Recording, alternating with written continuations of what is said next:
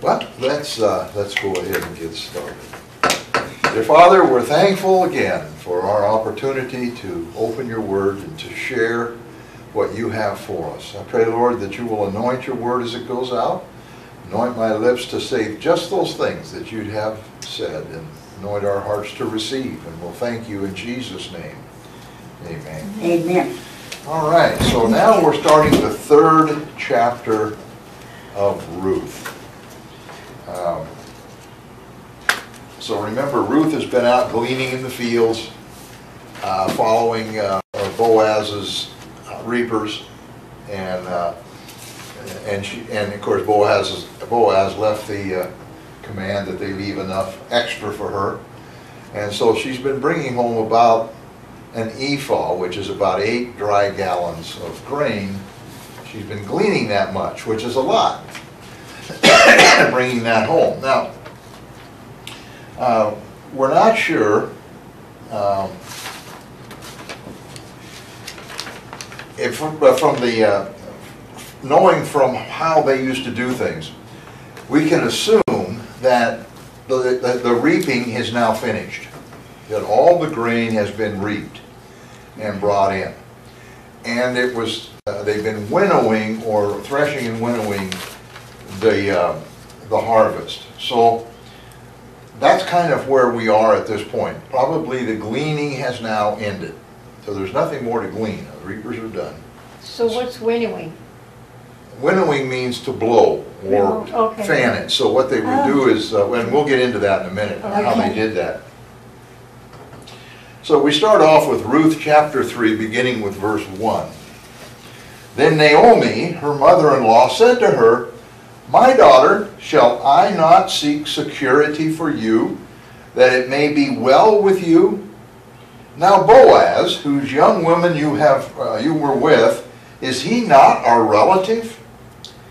In fact, he is winnowing barley tonight at the threshing floor. Therefore wash yourself and anoint yourself, put on your best garment, and go down to the threshing floor. But do not make yourself known to the man until he has finished eating and drinking. Then it shall be, when he lies down, that you shall notice the place where he lies, and you shall go in, uncover his feet, and lie down, and he will tell you what you should do." And she said to her, "All that you say to me, I will do." Now we're getting into an interesting portion of Scripture. And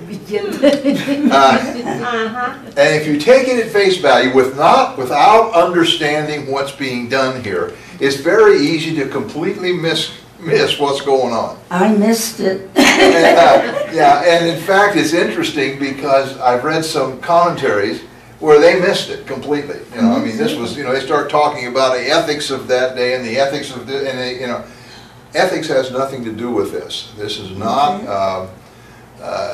well, we'll get into it and I'll explain exactly what was going on here. This was not some situation like we immediately look at where Ruth is going to go in there and try to seduce Boaz. That is not the case at all.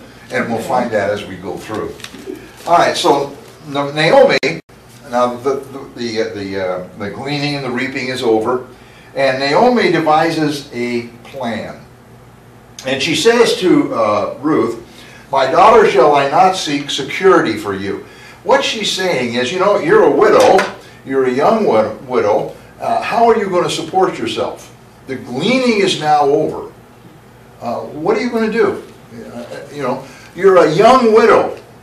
Now, an older widow wouldn't be so bad to rely on charity, because their times are up there, and it's easier for people to give to an older widow. A young woman like this, easy for people to say, "Well, go out and marry somebody else," because she was obviously attractive. So, it would be difficult for her. So the first thing we notice here is that Naomi, her concern was for the benefit of Ruth. Now, Naomi, I mean, she could look at it from another standpoint and say, how am I going to survive? If Ruth leaves, how am I going to, who's going to take care of me? Ruth's been taking care of me. Who's going to take care of me? And that's kind of the way people are today, isn't it? You know, I mean, what's going to happen to me? But Ruth's concern was for, Naomi's concern was for Ruth, that it may be well with you, that you might live a comfortable life, that you will continue.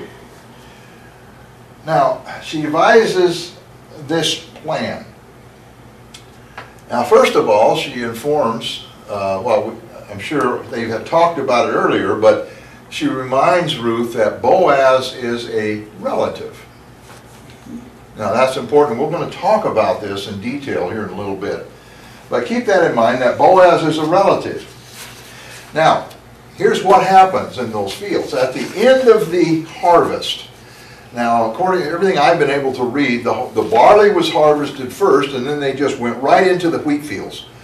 And so, when they had finished all of their reaping, they had all of this grain.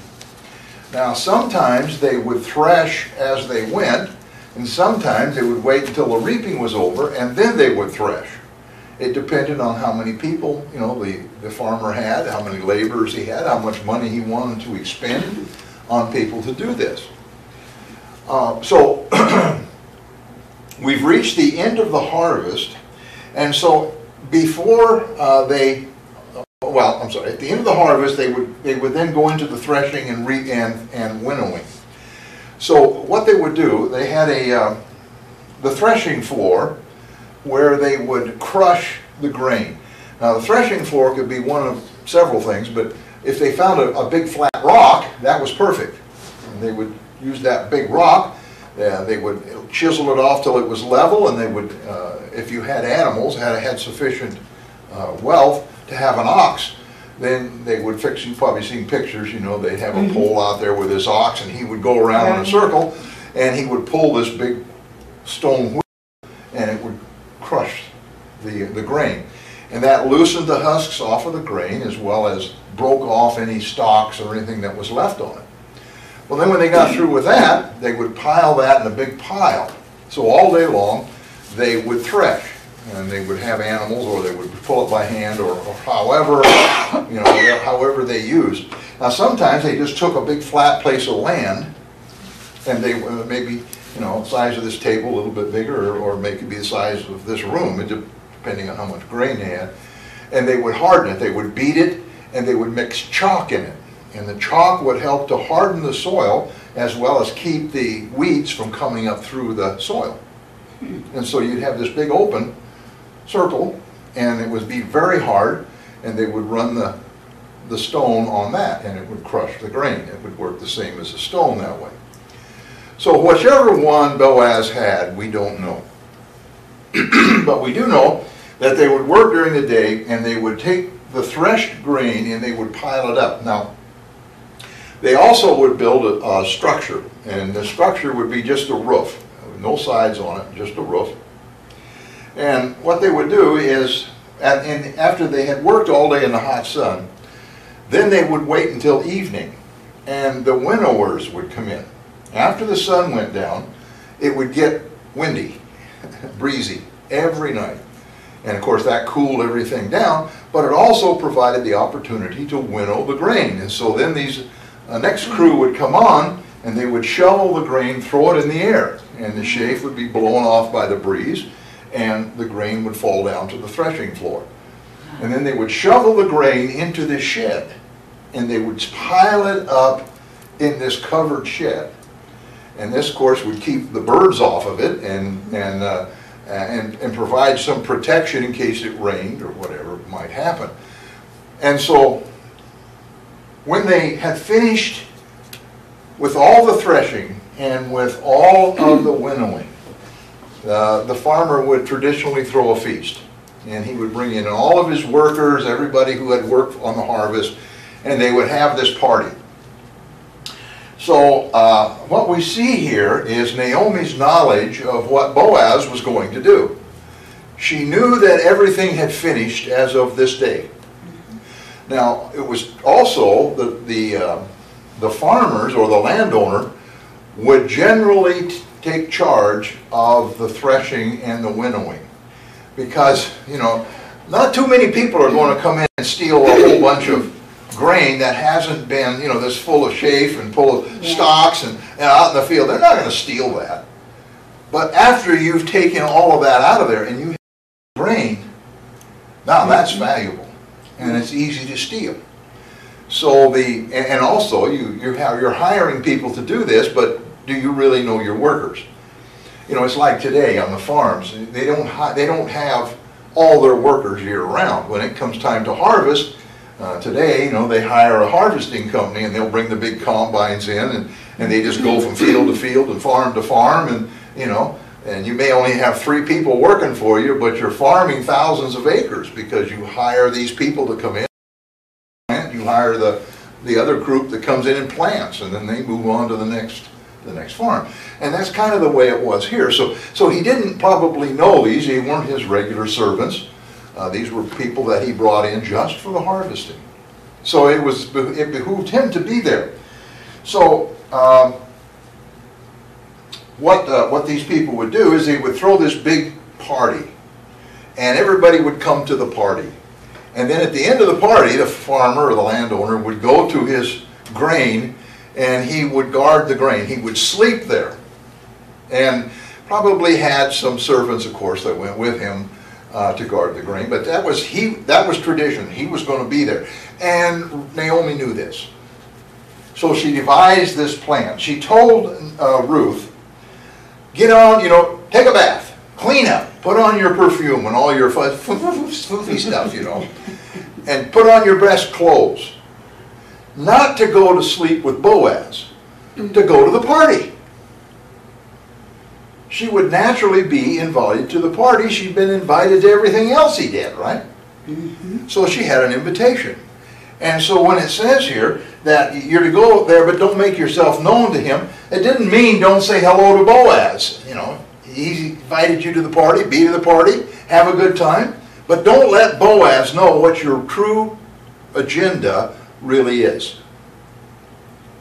Don't talk to him about any of this.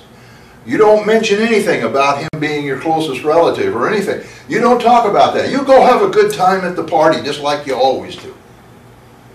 And then after the party's over, and he's eaten and drank all he can eat and drink, you know, of course they put big feasts on in those days. He's going to go into his shed and he's going to find a place to lay down and go to sleep. And you notice that. You watch where he goes. Now Naomi knew it was going to be that night. Remember, she's a relative, so you know, I'm sure the family, I don't think she sat out there in town all by herself all the time. I don't know if any woman could do that. If there's relatives around, they're going to be talking, they're going to be visiting, you know, they're going to be getting water together, going to the store. And I'm sure they said, wow, you know, Boaz is already done with his harvest and he's going to have his party tonight and everybody's getting excited about this party. And so she knew about it. Now, the instructions to Ruth are very, very important. She says, wash yourself, anoint yourself, put on good smelling stuff, you know. Put on your best garments, go down to the threshing floor, but do not make yourself known to the man until he has finished eating and drinking. Now, then it shall be, when he lies down, when you look out there and you see where Boaz has decided to spend the night, he says, you shall notice the place where he lies, and you shall go in, uncover his feet, and lie down, and he will tell you what you should do. Now that seems strange, doesn't it? Yeah. Uncover his feet and lie down, and he's going to tell you what to do. Yeah. What are you talking about here? Okay. All right. So in the tradition of that day, number one, they slept in the same clothes that they worked in. So this wasn't, you know, he's not going to go into and put on his dressing gown or something and come out to sleep. That's not going to happen. Secondly, you know, we've talked about it before, they wore that heavy cloak around. And that was the outer garment. And so if you were sleeping, if you were traveling and you were spending the night on the road, you just wrapped yourself in this cloak, and that was considered your blanket for the night, if you will. Now Boaz, being a wealthy man, it being his field, he's not out on the road. He probably had either an animal skin or maybe a woven blanket or something that he kept there to sleep under, because it gets cold at night. Even if it's hot in the daytime and you're in an open shed, it's going to be cold, and as breezes are coming through. So he would lay down, of course, and cover up with this big long blanket and be nice, toasty warm. The instructions that Naomi gave to Ruth was that she was to go and not uncover his feet. I mean, let his feet get cold. That wasn't the point. But to lay down at his feet and cover herself with the excess blanket at his feet. Now, this seems strange, except that this was the tradition, the traditional location where the slave or servant that was traveling with his master, that's where he would sleep, at the foot of the master. Not parallel, but perpendicular. So what Ruth would do, in this case, would go to his feet, take the blanket and lay crossways at the foot of his pallet or wherever he was laying, and cover herself with whatever excess blanket was there. Okay? So that's what she's doing. This was the sign of a servant. This is saying, I am putting myself at your mercy. I'm putting myself here, not as some floozy that wants to walk in, and I am coming in as a servant. All right? Now, it says here, he will tell you what you should do. He's sound asleep. He's not going to tell her anything, right? But we'll see about that in a minute. But notice what Naomi said. Naomi could have, now this is a Moabite girl. How much of Jewish tradition she knew or understand, we don't know. But I know if I was from a different country, and somebody said, well, I want you to go in here, and I want you to do that. I'm going to say, are you sure? Yeah. I mean, he's guarding his grain. And if he gets excited, he might take one of those sticks he's got over there and whoop me with it. You know, he could cut my head off with a sword. You know, he could do anything. He's guarding his grain. Now, you know, people say, well, he dressed up. She dressed up to, you know, to make an impression on Boaz or whatever. The only problem with that is it was dark. He couldn't see her. So it didn't matter what she had on. She had a nice dress on. She had all of that. Didn't matter. But she He went couldn't see her. But she went to the party, though. So the She went party to the wasn't party, in the dark. but the thing is, they say, well, she was there to entice Boaz, or to, you know, so she put on her nice dress. He couldn't see it. So why would she do that? She didn't show herself to him. Yeah. Right, yeah. Yeah, but at the party, now that was a different animal. She was there to party with everybody. Yeah. But not to go in and lay down with Boaz. Point being that, again, we're talking about the impression that's being left. And we look at this and we gather ideas based on our impression, our culture, what things happen today, and we'd say, that should never happen. I laugh sometimes. There's a, you know, I'm kind of strange, but there's a program I watch on Canadian broadcasting every day. 5 o'clock it's on. It's a murder mystery thing, you know, and it's at the turn of the century, from late 1800s, early 1900s, and it's really a screwball thing. You'd have to be nuts like me to watch it and enjoy it, probably. But I really enjoy watching it. They have a lot of, it's fun, it's got some crazy stuff in it. But the thing I laugh at all the time is they have the culture, you know, and they had one show where they had this burlesque, you know, going on. And these women were up there in this burlesque, and all they were doing, I mean, they were fully clothed, you know, but they'd pull up their dress a little bit, and you could see just above their boot, you know, about that much skin, you know, and these guys are, oh, this is terrible. You know, that our concepts of ethics and culture and morality Right. are entirely different than what they were in Right. those days. And, Yeah. and we think things are bad, and really they may not be, or, you know, vice versa. So I think it just kind of goes to substantiate the idea that she wasn't there for any illicit activity on that particular deal. All right. So what was she going there for? Well, we're going to find that out in just a minute. Let me see if I covered all the points here. Hold on just a second. Okay. All right. Now I want to read this. This is from, I believe it's Poole wrote this, or it could be James Fawcett Browning. Singular as these, this is speaking of the directions Naomi gave Ruth. Singular as these directions may appear to us, there was no impropriety in them, according to the simplicity of rural manners in Bethlehem.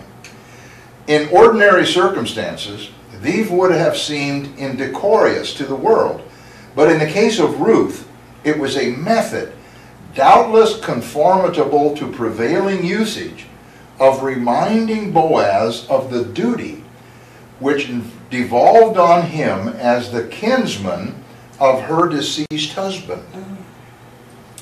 Boaz probably slept upon a mat or skin. Ruth lay crosswise at his feet, a position in which Eastern servants frequently slept in the same chamber or tent with their master. And if they want a covering, custom allows them that benefit from part of the covering on the master's bed. Resting, as the Orientals do at night, in the same clothes they wear during the day, there was no indecency in a stranger or even a woman putting the extremity of this cover over her. So that kind of, I think, helps us maybe understand that point. All right, let's move on down to Ruth chapter 3, beginning with verse 6.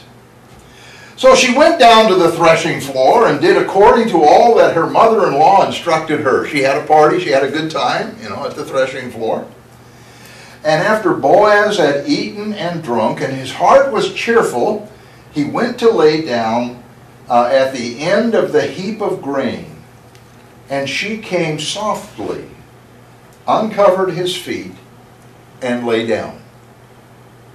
Now it happened at midnight that the man was startled and turned himself, and there a woman was lying at his feet. And he said, "Who are you?" So she answered, "I am Ruth, your maidservant. Take your maidservant under your wing," or as the King James says, under your skirt, "for you are a close relative." So let's stop right there for a minute. So here we have Ruth. She's doing exactly as her mother-in-law instructed her to do. She goes to the party. She has a good time. Everything is fine. She watches Boaz go to his place in the shed with the grain, lie down, make his bed, goes to sleep. And she slips in quietly, lays down crossways at his feet, covers herself up with the blanket. Now, I don't know if she went to sleep. I would imagine that she was pretty excited because she knew what she was about to do. Boaz, he's sound asleep. He's probably sawing logs and dreaming about the harvest.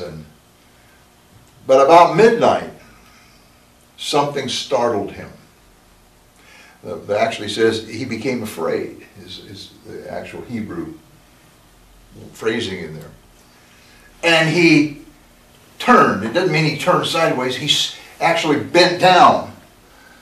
Now, I don't know if she rolled over or she hit his foot or, who knows. But it woke him up and he bent down. And this is, I think it was interesting here. in verse 10, now it happened at midnight that the man was startled and turned himself, and there a woman was lying at his feet. How did he know there was a woman there? It's midnight. There's no sun. I mean, there's no moon. There's no, he's under cover. How would he know what was at his feet? He could smell. She put her foo-foo on, right? Yeah, that's right, yeah. There's got to be a woman down there. Who are you? That's what he is. Now Boaz, was not a young man. He was an older man, quite a bit older than Ruth. And he probably been around the axle a few times, with women, and he knew. I'm not saying he was he was a ludicrous kind of guy or anything, but I'm just saying, and sure, in his younger days he dated women, and he was a wise man. He was a judge of Israel. Mm-hmm. And there's a woman at my feet. Even though it was customary in those days for some of these things to happen, it had to go through his mind. What if somebody walks in here? Yeah. Yeah. You can say, and he says, who are you? It's one of those things in the Bible to me that's comical, one of those little events. I can picture it in my mind, and I can just see this big old guy who's wealthy, and and he wakes up, and here's this woman at his feet. And she says, I'm Ruth. Okay, Ruth, what are you doing here? That had to be going through his mind. Mm-hmm. Now here's Boaz. He's happy. He's just finished his harvest. He's probably been dreaming about all the money he's going to get, when he sells his grain. And, he's wealthy. And this had to be a time when he was really thinking about all of that.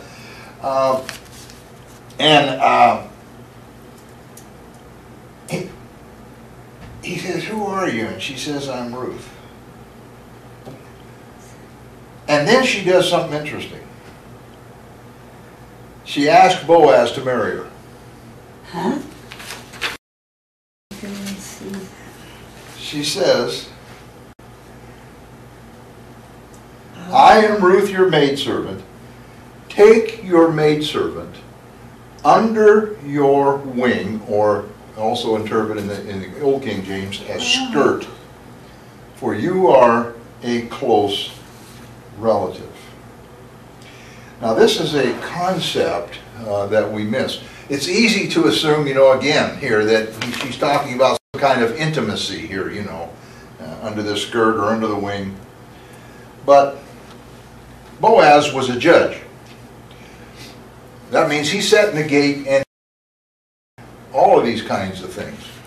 So he knew Jewish law as well as Jewish tradition.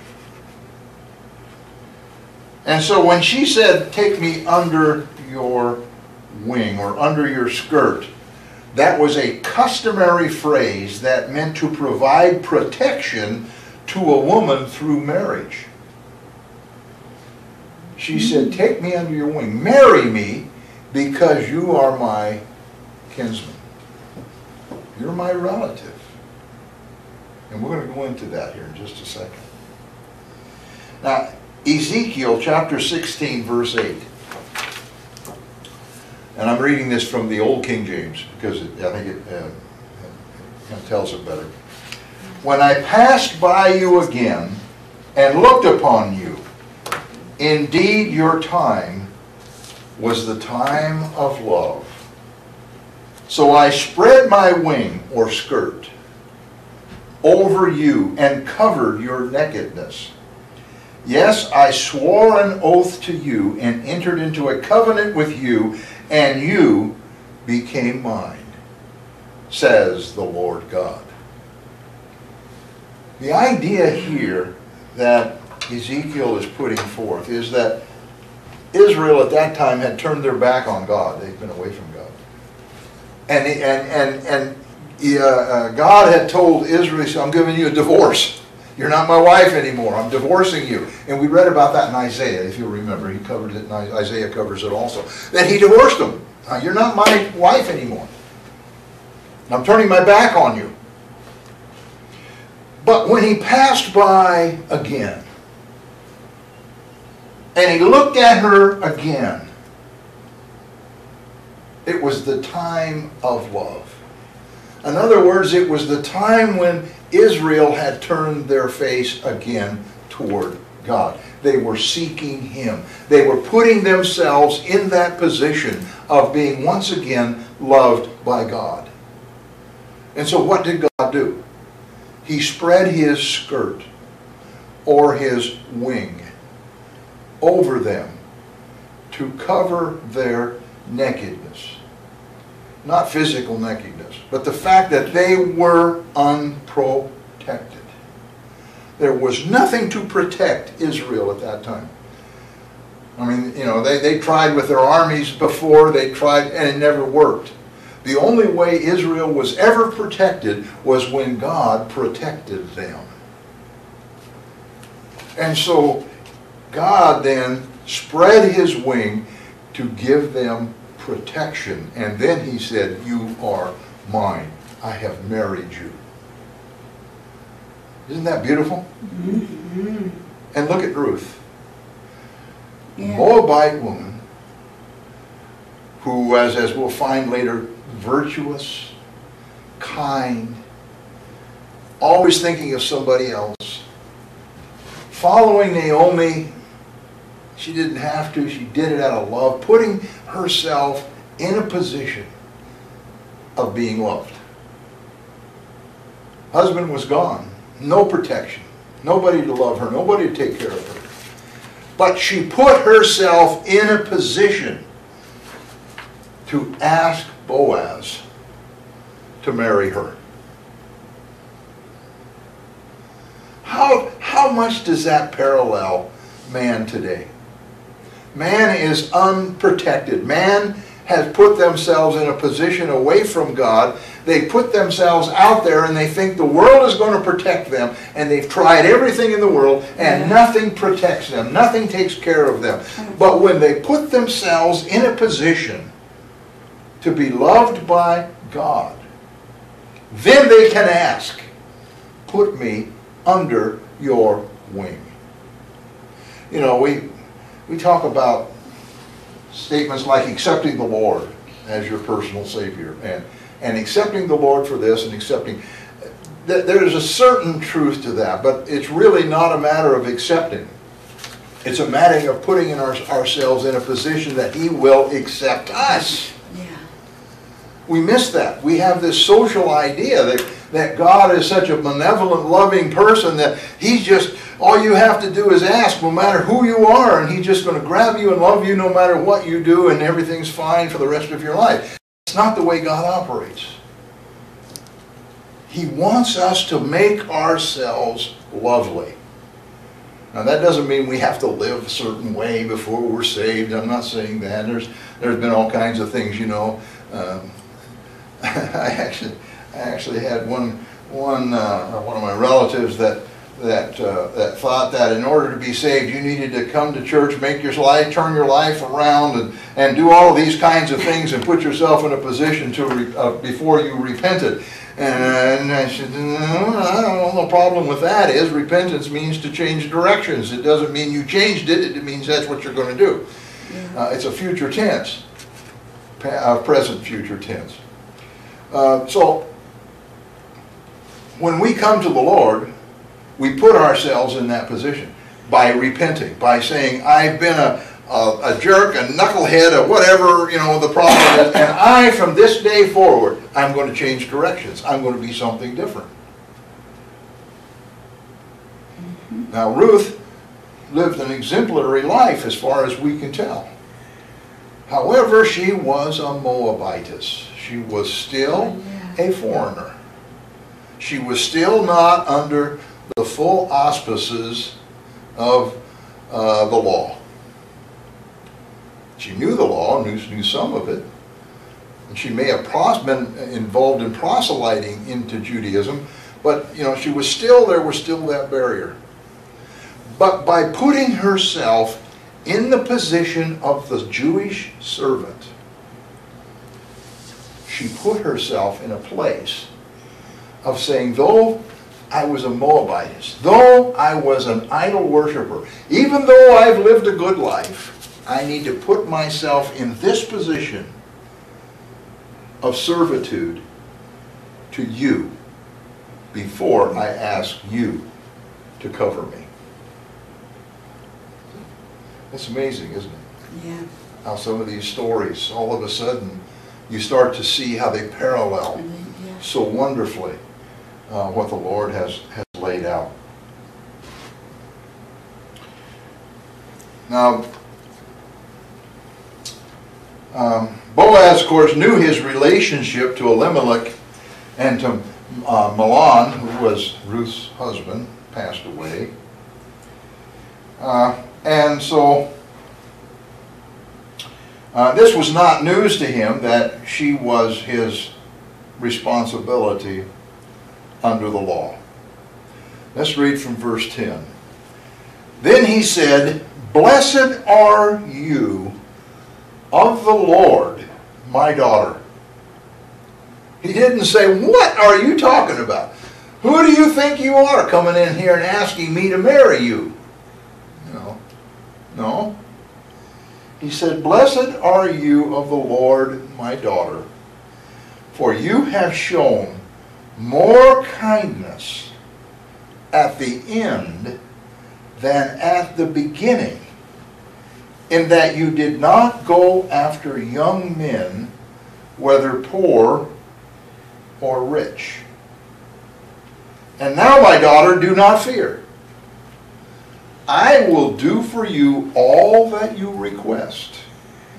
For all the people of my town know that you are a virtuous woman. Now it is true that I am a close relative. However, there is a relative closer than I." So Boaz, instead of reprimanding her or asking her what in the world she was talking about or any of that, he did what to me appears to be a very startling and surprising thing.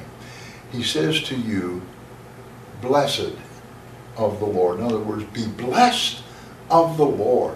And look at his reasoning. "Because you have shown more kindness in the end than you did in the beginning." What is he talking about?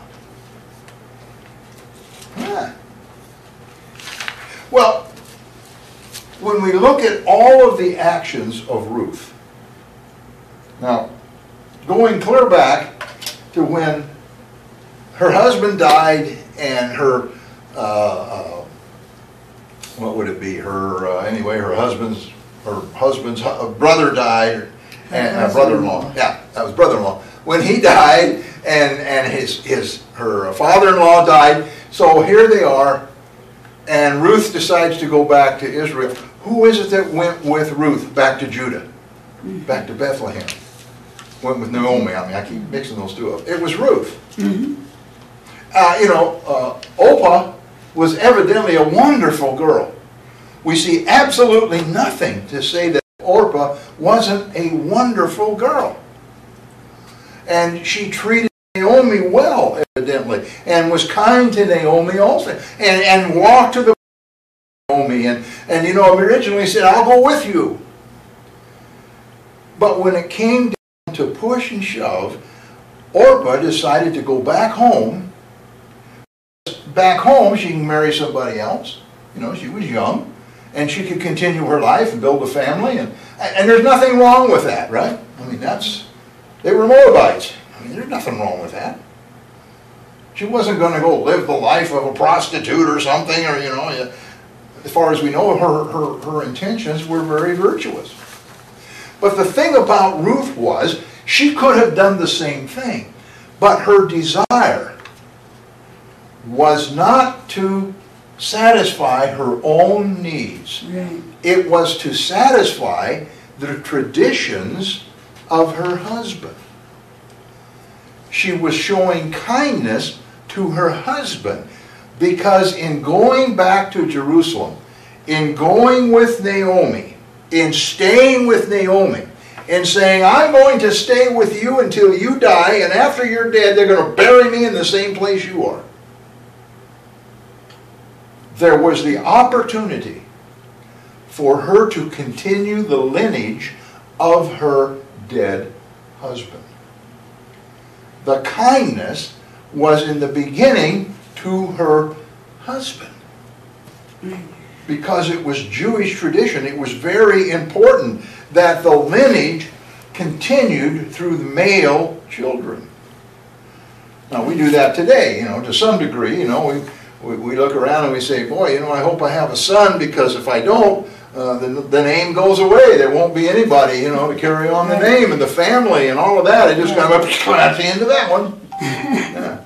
Yeah. But you see, in those days, it was imperative that your lineage continue. If your lineage was cut off, it was a disgrace, and it was a disgrace to all of your forefathers.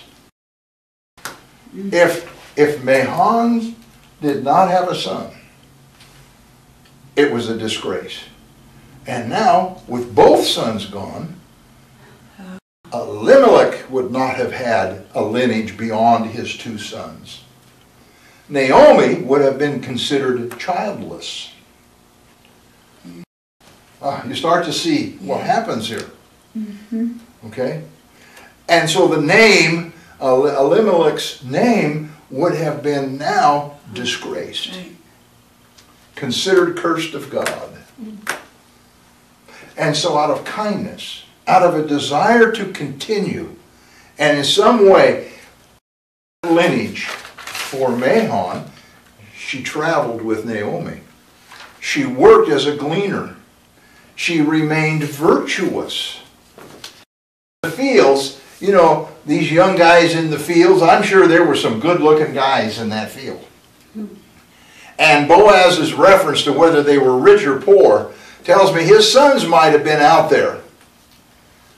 He probably had sons, we don't know, but he probably had some sons, and they were working in the fields, and they were overseeing, and they were rich. Naomi could have said, hey, I like that guy's pretty good looking. I think I'll go, get to know this guy better. This might be an opportunity. But because she did not go after the young men in the fields, or the young men in town, she stayed and stuck with Naomi.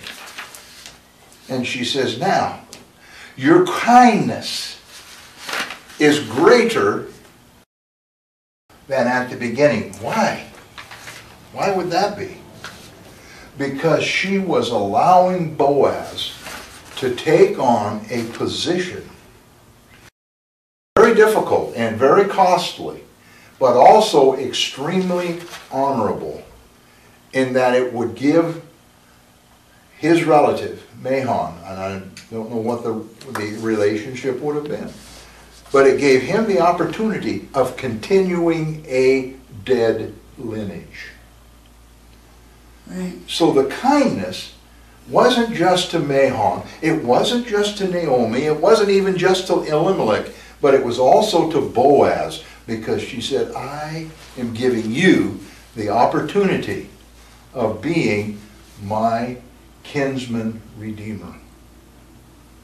Oh, that's a powerful, powerful idea. Now that word kindness can also mean faithfulness. And I think it's just as apropos either way you look at it.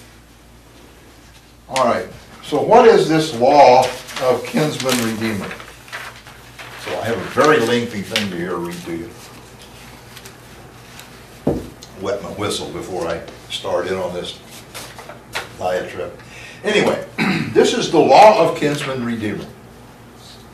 The law of kinsman redeemer contains several different obligations or duty, one of which is commonly referred to as the Levirate marriage, from the Latin Levi, meaning a husband's brother.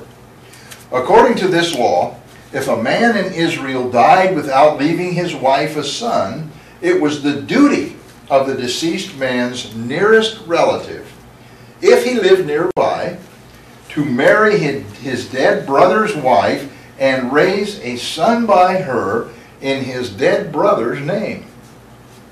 If the brother refused, which was considered highly disgraceful,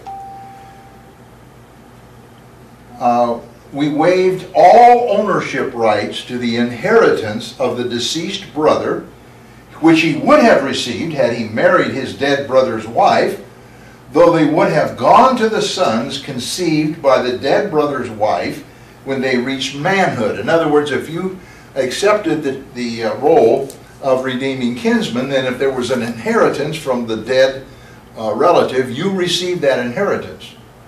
But it was actually kind of in trust, because if you conceived a son with the dead relative's wife, then that son received that inheritance. Okay?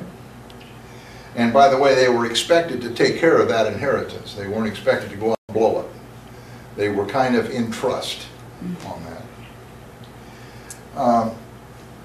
If the brother refused, or he refused, or he himself died, the duty passed to the next nearest brother. You find that in Genesis 38 and 8. Of course, Ruth 1 to 10, and Matthew 22, 23 to 33. Now, further duties were involved beyond the marriage itself. As mentioned, a child was to be sired and raised with the widow in the name of the dead brother. So the deceased brother's name would never cease among Israel. It was considered one's name cease, since that was part of the punishment of those guilty of heinous crimes who were cut off from among Israel. And this would be parallel to the New Testament's being put out or exonerated.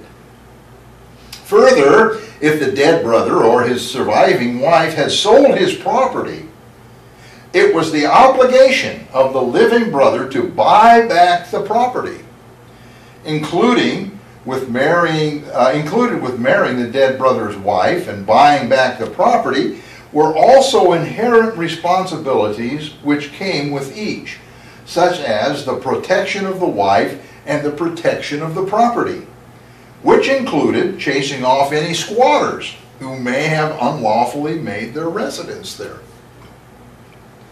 If there was no brother, or if the brother refused or died, the duty then passed on the next nearest relative through a distinct order of procession. Full-blood brothers first, then father's brothers, uncles, second, then his father's brothers' sons, which would be cousins, third, and finally any other relative. And that's laid out in Leviticus chapter 25, verses 47 to 49. It should further be noted that the word translated redeemer in Hebrew means to be the next of kin. And the translation or understanding of the Hebrew word goal as redeemer can only be understood, and it is only valid with the context of the word's literal meaning, to be the next of kin. Not only was the redeeming next of kin duty-bound to buy back any property which was sold, but also it was his duty to buy back any living brother, if his brother had sold himself into slavery to provide for his family. A further duty of the next of kin was also to be the avenger of blood, as also translated avenger, and not just redeemer. Goodness. See Numbers 35, verses 12 to 35, or 34, and Deuteronomy 19, 12, and Joshua chapter 20, verses 3 to 9. In this case, if a man is killed by another, it was the obligation, according to the law of God, of the nearest of kin to avenge the blood of the slain. No doubt this is the origin of the carnally twisted, stereotypical feuding of the Hatfields and the McCoys. Yes, it's based on that. The killer could flee to any one of 6 designated cities of refuge, whereupon he would be judged by the priest of the city. If he was indeed guilty of murder, he would be delivered to the avenging kinsman who would cast the first stone.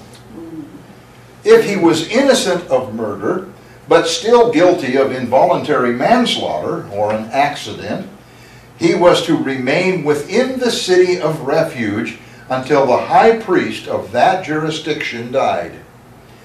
If he left before then, the avenger would still, by law, be allowed to take this man's life. God's laws prevent crime and accidents by creating responsible people. The golden parachute of responsibility of insurance policies create crime and accidents. If you look at those, they're based on that same concept. Though it is obvious, it should be mentioned that the only one who could be a kinsman redeemer is a person who was a man, an Israelite of the self-same tribe, and further of the same family. Now that's kind of a long reading, I know. But the crux of this whole thing is that being the kinsman redeemer, the next of kin, meant that you had all of these responsibilities to take on. Now, who is our redeeming kinsman or kinsman redeemer?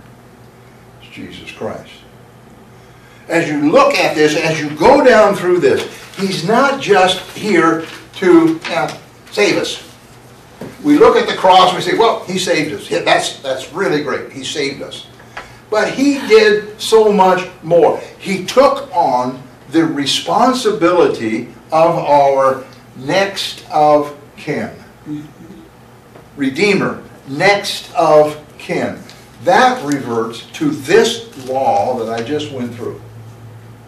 Under the law, he accepted that responsibility. Look at all the stuff he has to do. You know, he not only is to marry, but he is to have children. And look at this other stuff. He has the right of inheritance until we reach that point of age when that inheritance is ours. Hello?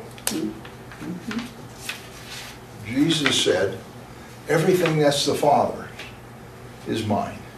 Did he say that? I've got it all. And you know what? I'm giving it to you. Yeah. Everything that's mine, it's yours. Yeah. But you see, there's a little caveat on that. Under the law, it wasn't yours until you reached manhood. Until you grew up. Yeah. There's too many Christians that want the inheritance, but they've never grown up. They're still on, as the Apostle Paul said, you know, I would have given you meat. I would. I'd love to really put a table out here and feed you, but I can't. I have to sit in the rocking chair and jam a bottle in your mouth because you haven't got off the milk yet. Right.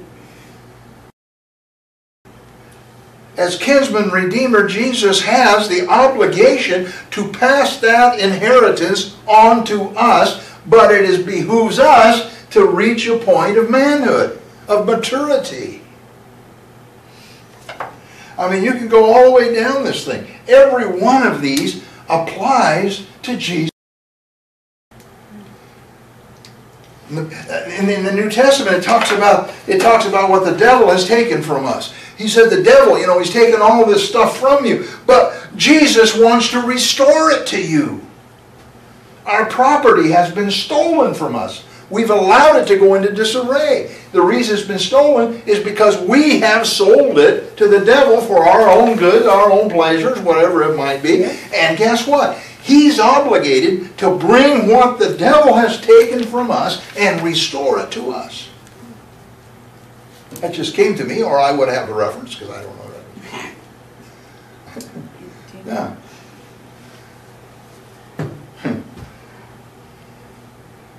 If you're in slavery, notice what it said. If a brother had sold himself into slavery, the obligation of the next of kin is to buy him back out of slavery. Oh. Paul talks about us being slaves of sin. Slaves of the devil. Slaves of this world. Slaves of all of the stuff that goes on around us. Slaves of allowing ourselves to be so tied up and so concerned with this world that we do not have freedom. And yet he is obligated to buy back our freedom. But, again, caveat, we have to want that. Doesn't do any good to pay the price if you just want to live as a slave. That's right. We talk about Paul, talking about having the awl put through your ear and you're a voluntary slave, of Jesus Christ. Well, there are people that have an awl put through their ear so they are a voluntary slave of the world. They do the same thing. They have opportunities to get out from under it. They don't want to. And frankly, that's what we see with most of these homeless people.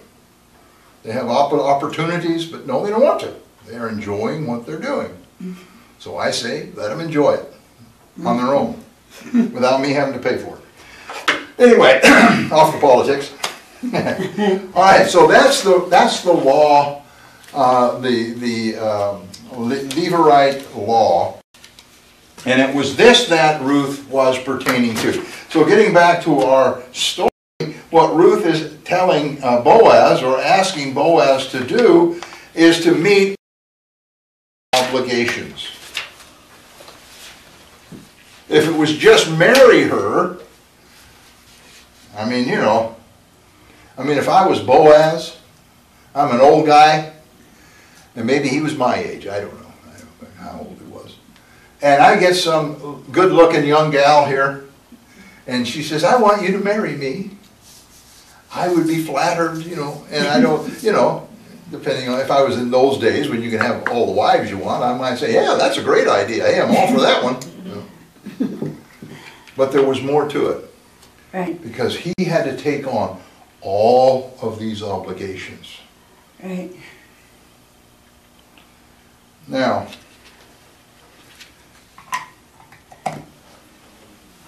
so what was his statement here? He says, I'm going to do all that you ask. Why? Because everybody knows you're a virtuous woman. Right. What was Boaz really saying there? He's saying, I'm a judge. I'm an important person. I'm wealthy. I'm well known in the town. I have a good reputation. I'm going to do what you ask because you've already proven that you're not a gold digger, or you're somebody that's here just to entrap me some way or tarnish my reputation. There's not going to be something come out of the closet later, that you're in some position that's going to tarnish my reputation. You are coming to me in a position of virtue. Now that speaks some things to me anyway, as far as what our conduct and our attitudes should be. We should show ourselves before the world to be virtuous. Not, there are some who profess to be Christians and, really they have ulterior motives, I'll put it that way. But we should be virtuous because we're expecting the Lord to do all of these things for us, and yet if we are not careful in how we present ourselves to the world, if we come off as being haughty, proud, it's all about me, and me telling you how to get saved, and if you don't do it, then you're sure stupid. You know, if we come off with that kind of an attitude, that is not a virtuous attitude. And those kinds of actions will reflect back on God. People say, boy, I will never get saved. How many times you heard stories? People say, I'll never get saved because of what that guy did, or how that person treated me, or how that church treated me, or what they said, or what they did. We just have to be so careful that when we present ourselves, or we present the gospel, that we are doing it, number one, in kindness. In kindness. There's so many denominations and groups, you know, they come out there with that big fist. It's like the ones that run around with these big banners at rock concerts and parades and whatever, you know. Hell is hot. You're all going to hell if you don't get saved. I'm sure they just fill their church with people with that kind of an attitude. I even asked one of my dads, I says, well, where does love come in? Don't you guys? He says, love? He says, what's love got to do with anything? And I looked at him and said, you ever read John 3:16? Yeah. He wouldn't answer. I mean, it's hate. It's an agenda that they have. It's a cause. Go to the same school as all of these other groups that have their causes that go out and march. I mean, they answer you the same way. They use the same tactics. So I'm sure they get the same material on how to protest. And so this is a big protest against whatever they're protesting about. It has nothing to do really with being saved. And yet it casts a very dim light on Christians, true Christians. All right, verse 12. Now it is true that I am a close relative. However, there's a relative closer than I. In other words, by law, I cannot do this because there is a closer relative. Now that closer relative, I have to go talk to him first. And if he wants to marry you, notice what it says. Stay this night, and in the morning it shall be that if he will perform the duty of a close relative for you, good. Let him do it. But if he does not want to perform the duty for you, then I will perform the duty for you as the Lord lives. Lie down until morning. So what Boaz was saying, and by the way, you have to kind of read between the lines, but I'm sure Boaz had been watching Ruth. Because you remember from when she started reaping, he says, who is that? You know, leave more for her. And there was an attraction already there. And I'm sure he knew who Ruth was, that it was one of his relatives, a widow of one of his relatives. But there was already that attraction.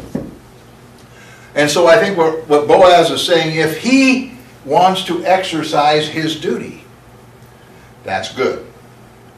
That's good by the law. May not be good for me, no, but it's good by the law. And that's good. You'll be taken care of. But if he won't perform it, if he doesn't want to take on all of these responsibilities, then I will. Then I will do that. As the Lord lives. That's an oath. It's one thing to say, yeah, I'll do it, you know. But when he says, I will perform it as the Lord lives. In other words, assuredly, as the Lord is living. And the concept of Judaism, the Lord was ever present.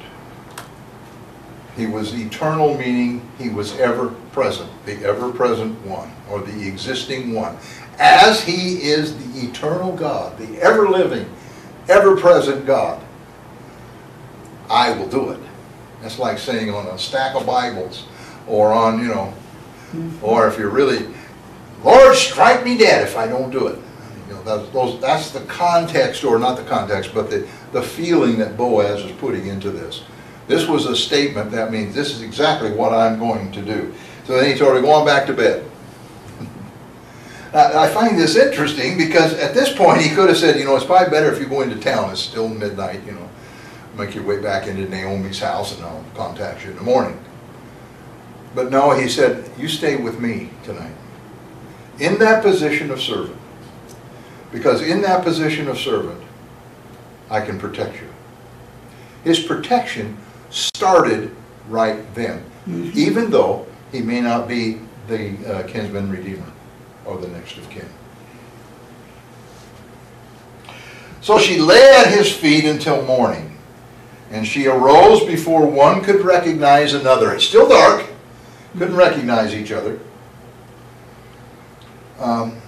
Then he said, do not let it be known that the woman came to the threshing floor. Now this is an interesting statement here. If he was talking to Ruth, then he's saying, don't talk about this. Don't let anybody know you've been here to the threshing floor. My personal feeling, and I don't find any commentary on this, but it's really difficult for me to imagine that a rich man would guard all of that grain by himself. He would have servants. And I'm sure those servants were paid to stay awake all night.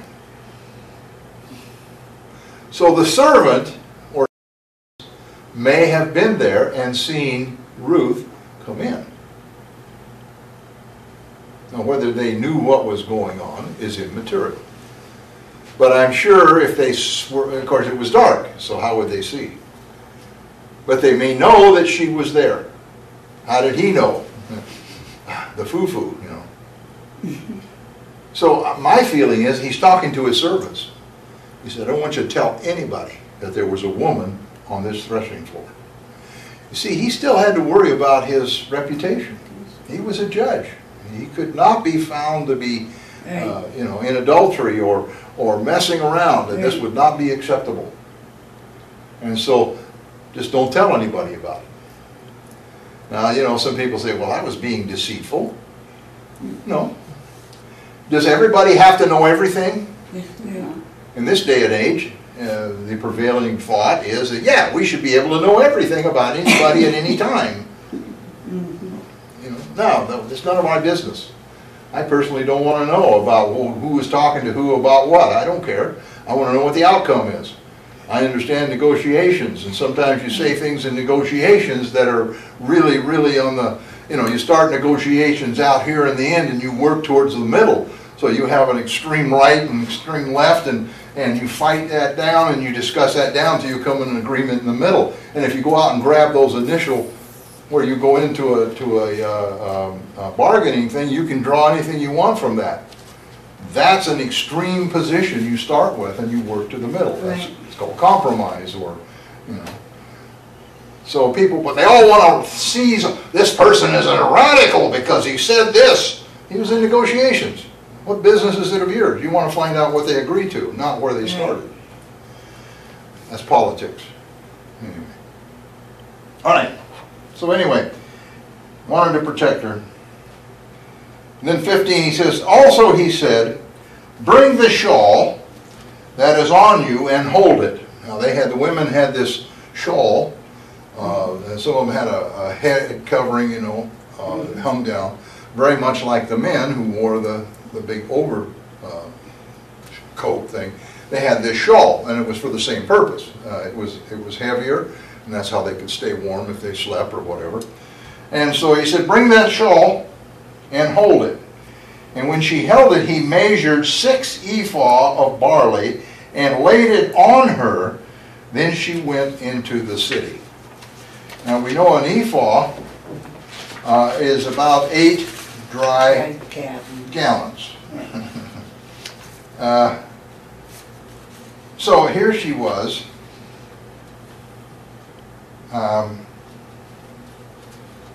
With 6 ephahs. That's 48 gallons of grain. Now, I don't know how heavy 48 gallons of grain is, but it certainly couldn't have been light. But he gave her 48 gallons of grain. I wonder how many months of grain that would be, you know, making cakes. That's a lot. All right, Ruth chapter 6, verses 16 to 18, and we're going to be through. Chapter 3, verses 16 to 18. When she came to her mother-in-law, she said, Naomi now, "Is that you, my daughter?" It's kind of a strange question. But remember, it's still dark. The sun hadn't come up, or if it had just come up. And here's somebody coming into the house. Now, they didn't have doors and locks, and well, they did, but I mean, you know, they wasn't normally locked unless you were trying to keep somebody out specifics. This is summer. Windows and doors would all be open because you're trying to get as much cooling in the house as you can, you know how it can be when it's hot. Even though it gets cold at night, your house has been hot all day, you know, you need some air. So she wants to know who it is. I'll tell you, I kind of get a comical picture here. I can see Naomi in her rocking chair. She's been awake all night. I wonder what's going on with Ruth. I wonder how it turned out. I wonder what Boaz had to say. I can just see her staying up, pacing, you know, go get another cup of tea. Sit there, how long before she'll be here. And then she walks in and says, "Is that you, Ruth?" You know, just see my imagination, but I kind of get a kick out of this little exchange here. So then Ruth sits down, and in verse 6, then she told her all that the man had done for her. And she said, "These 6 ephahs of barley he gave me, for he said to me, 'Do not go empty-handed to your mother-in-law.' Then she said, 'Sit still, my daughter, until you know how the matter will turn out, for the man will not rest until he has concluded the matter this day.'" So she tells her everything that happened. I mean, I can see her telling about the party, about the feast, about how she went to see Boaz and what he said, and, you know, when he woke up, and she may have even been giggling, you know, he come up out of there like a shot when I moved his foot, you know, that was funny. And, you know, I'm sure she didn't just sit there and say, "Now, Naomi, here's what happened." I'm sure they had a good laugh over some of it, you know, an enjoyable time. But when it was all said and done, we find out that the ephahs of grain was to be given to Naomi. Now, obviously Ruth, she would eat of it too. But my personal feeling here is the reason it was given to Naomi was because Boaz was planning to take Ruth away from Naomi. And Naomi would need the grain. Right. So for one person, 48 gallons of grain would be a lot of grain. It would sustain her for a prolonged period of time. My thought. Take it or leave it on that one. And then she advises Ruth, just sit still. Don't go out, don't push the issue, don't try to get a hold of Boaz. You know, some people, you know, they get all excited. Boaz said he's going to do this, and so I'm going to be down at his office in the morning. I'm headed out of here as soon as the sun comes up a little more. And I'm going to sit down there until I get an answer for what he's going to do. Right? Yeah. Well, how often do we hear from God? He says, "I will." How many "I wills" are there in the Bible that pertain to us? I will.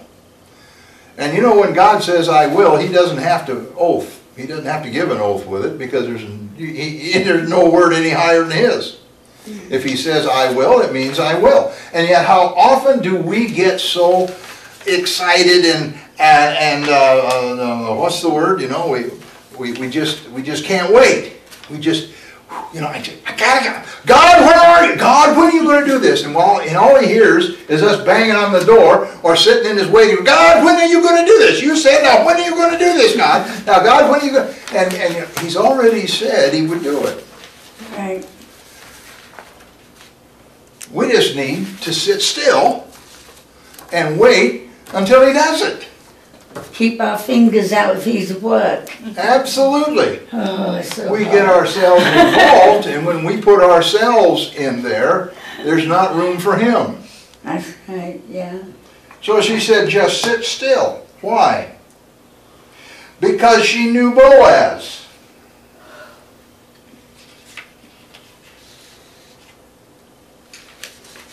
And she says, I know him. And he is not going to rest. He's not going to stop until this is resolved today. Now, Boaz could do that. He's a judge. So all he had to do was go into town, summon the guy, whoever it was that was the nearest, summon him into the gates of the city, which was the courthouse, and say, you come in here because we got a dispute and we're going to settle it now. Now, I don't know if he said it without that attitude, but that's the point. He's the judge. He has the authority. You be here. I don't care what you're doing. You get in here, we're going to solve it now. It has to be solved now. And Naomi knew Boaz. He was probably one of those judges. I just kind of have this pictured in my mind that he was not one of those guys, one of those judges you wanted to go before if you did something wrong. You know, this is the way it is. This is what the law says. This is the way we're going to do it. And that's kind of the way evidently he was. But Boaz called in the man, and we'll find out next week in the 4th chapter about how that court action goes. Okay. But notice this, that Boaz was not only willing to perform his duties, but he was willing to start the process that very day. Okay. The process started that day. And we have to understand with God that when he says he's going to do it, he usually always starts the process that day. It's just that sometimes the process takes longer than what we're willing to wait for. Yeah. And there's been a lot of different stories. I think Pastor had one Sunday that was good about, you know, you wonder why you go through things or why things happen. And then when you come through it and you look back a few years later, you see you came through that, so this might happen. The process started. Right. The process for your answer started. But it's not immediate because this process has to be completed and then. Right. Okay? So we have to rely on God to do it in His time. Not just because He's a God who sits around and waits, but because sometimes things have to happen in order for our needs and our desires to be met. Do you have any questions? Good. All right. Next week we'll finish up Ruth. Okay. A lot better than 70s, whatever.